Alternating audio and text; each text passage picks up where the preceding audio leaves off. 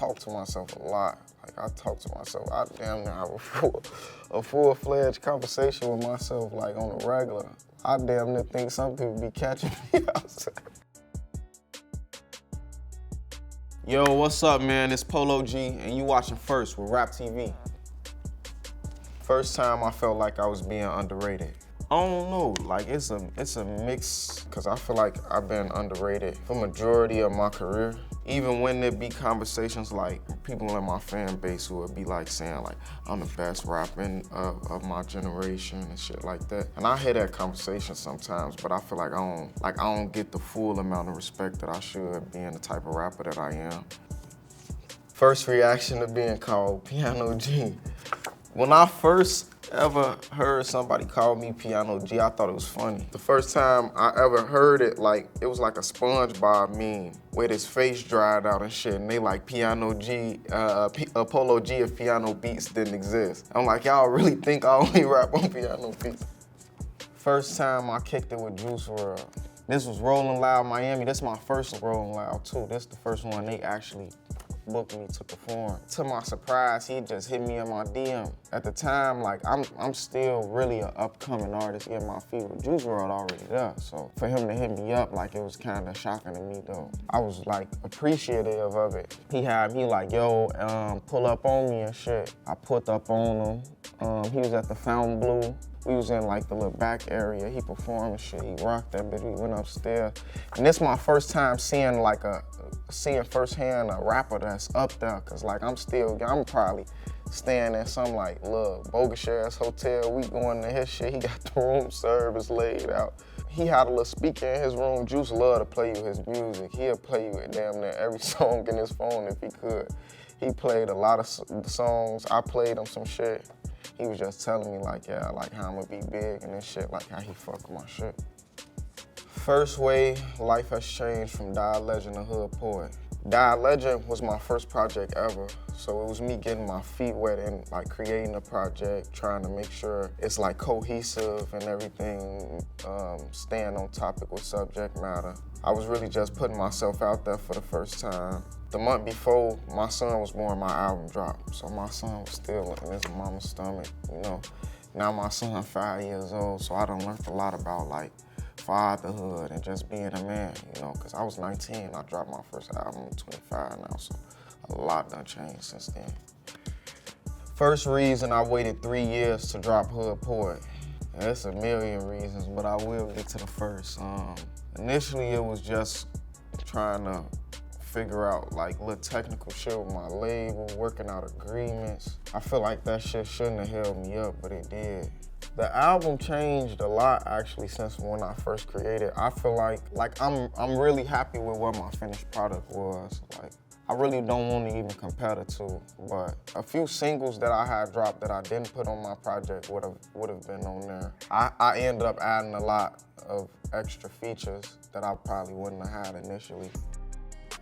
First big purchase. I ain't gonna lie, when I first got that direct deposit, that money was burning a hole in my pocket.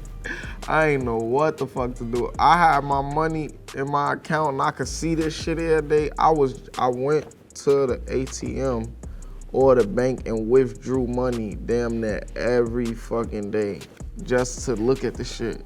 And then it's like, next thing you know, that shit getting spent. But the first big purchase I made, I went to the store called Treasures in Chicago, and I bought me a Rolex. Bought me a Rolex for like $24,000. First show in Chicago. My first show in Chicago, I really let a nigga finesse me because I didn't have no manager at the time. And this nigga, I ain't gonna lie, he tell me like, yeah, just come through the show. This shit just really to see if the people fuck with you. I ain't gonna lie, it was so many kids at this show, though, that I probably only got a deuce on the song, 2 songs, but a lot of kids came to the show. I'm taking pictures with this nigga really got over on me hand over fist, but yeah, I did my first show. It was like way far out, like towards the hunt, damn near in the burbs. But that shit was so fun to me, like, and back then, like, I had no fear in performing at all. Like, this shit wasn't none to me, though. You know, I'm really was fresh off the block. Like, this shit just like some rap shit to me. Like, It was really foreign to me, but that shit was fun as hell though, regardless of the dude getting down on. First way I describe my sound, like soulful street music, you know? But some shit that like everybody could relate to or listen to. Like you ain't gotta specifically be from where I'm from to be able to relate to this shit, cause I'm gonna put it in a type of way that you gonna feel what I'm saying regardless, you know? First way I deal with loss. The first one I can really remember, I probably was like 9 years old. My Uncle Lamp died. He died in a shootout. That's the first time I had ever been to a funeral. And like since then, that shit been pretty consistent. I wouldn't even just say with like something to do with crime or some shit like that. Like anything, how motherfuckers die from cancer, car crashes, all type of shit. It's like I've been dealing closely with death since I was a little kid. So I wouldn't say I'm numb to it, but I know how to deal with it. Like I don't let the shit take over me too bad. First way I balance being a friend and a boss. I try to manage well, like as far as like trying to stay eye level with my homies, like not treating them like they lower than me, even though I know like I'm the head of this shit. Like if some, you know, if shit go wrong with me, this shit, but damn now, you know, it's slow. But like I still always treat them like my equals though. Like I don't never try to put my homies down. I always show them utmost respect and love, cause I know that's how I wanna be treated. First time I tapped in with a streamer, I think it was Kai. Yeah, I think the first time I tapped in with a streamer was Kai. Cause I would say Aiden, but I didn't never do no stream with him until later on. Like I didn't even know he was a streamer. I thought he was just always pranking motherfuckers.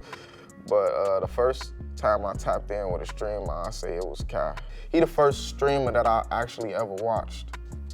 First thing I miss about my come up, I miss everything about that shit, cause it ain't nothing like your first time getting into this shit, getting your feet wet, your first time getting checks when you ain't high shit, like, and being in your youth is like, it's really something that like, you don't realize until that time passed, so I definitely miss everything about my come up. Sometimes I wish I could start this shit all over again, cause that was one of the funnest time periods of my life.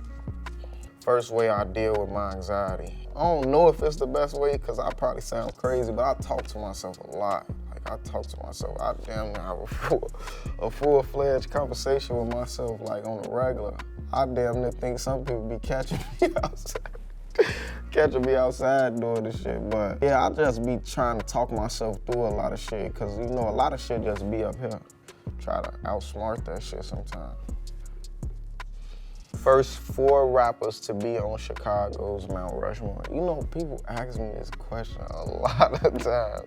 I think my shit damn near changed 3-4 times, but I'ma say the Mount Rushmore right now, and I'ma make some people mad, but the Mount Rushmore right now are the up-and-coming artists from the rack right now. I say Vaughn, Chucky going crazy right now. I really fuck with Fatso, and I'ma say Star Bands.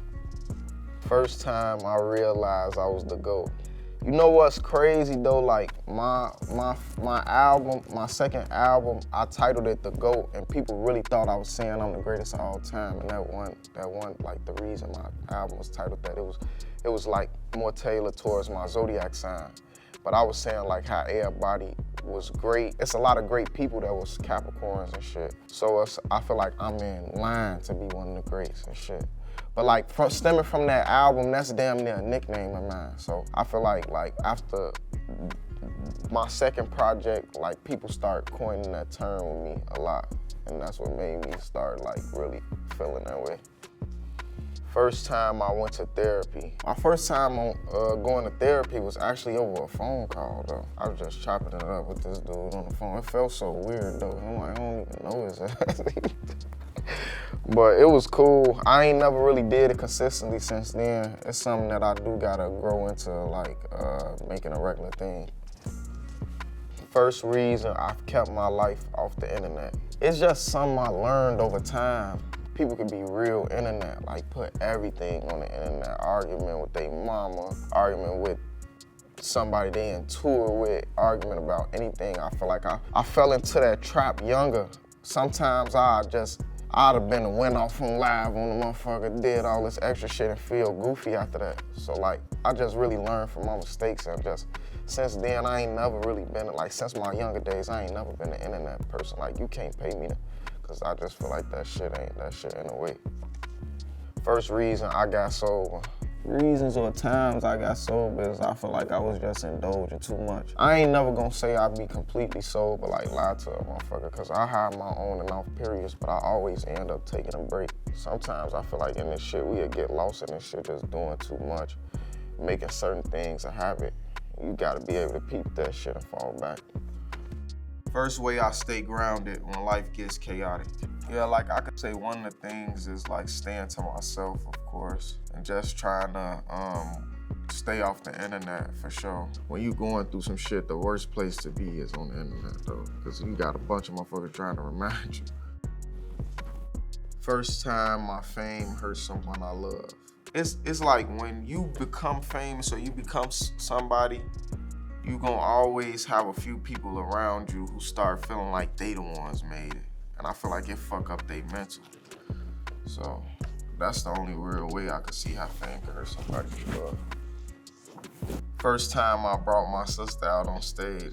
This was Rolling Loud. Nah, it was on tour, but the first notable time I'd say was Rolling Loud, cause that clip went viral for some reason. But I know why it went viral. Like that's why I'm laughing saying it, cause it's like my little sister come on the stage, she sound all sweet and shit. She like, hey, big brother, and I come like, yo, what the fuck is up, man? Rolling Loud. That's a funny ass clip to me. But I brought her on tour, like my whole tour with me. She was like coming out. I wouldn't even say my whole, just like a couple of shows actually, yeah. All right. First piece of advice I give to anybody with a talent that's chasing their dream is don't ever allow what outsiders say to get into your head or anything going wrong in your life. Don't ever allow it to forget who you are. Cause like if you ever accomplish something big and you come from nothing, you could do that shit 1,000 times over. Yo man, I'm Polo G and you watching First with RapTV.